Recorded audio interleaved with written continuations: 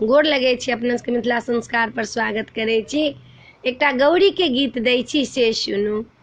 गौरी पूजो सुकुमार रे संगे में रामा जी के साथ, संग में रामा जी के साथ आई पूजने गौरी आई फूलहार में।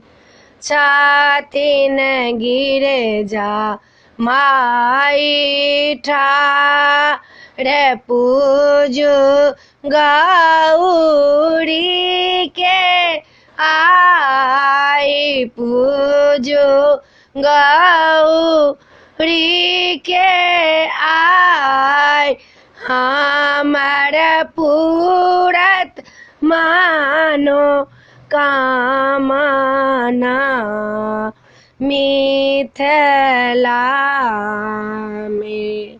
अक्षत फूलो लिया हाथ पान सुपारी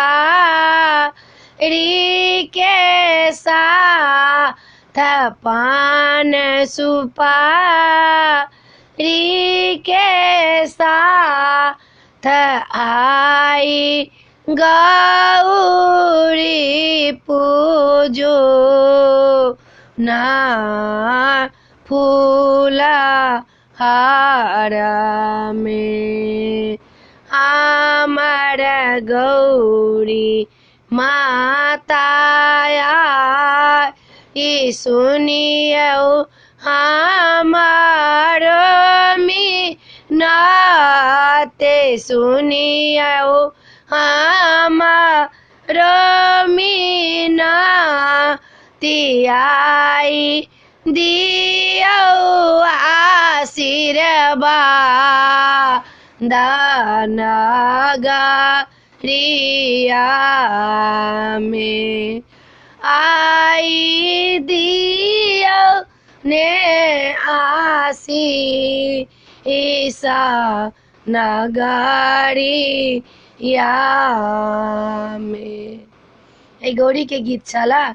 अपने के नीक लागत तो चैनल के सब्सक्राइब करो नहीं बिसरबे।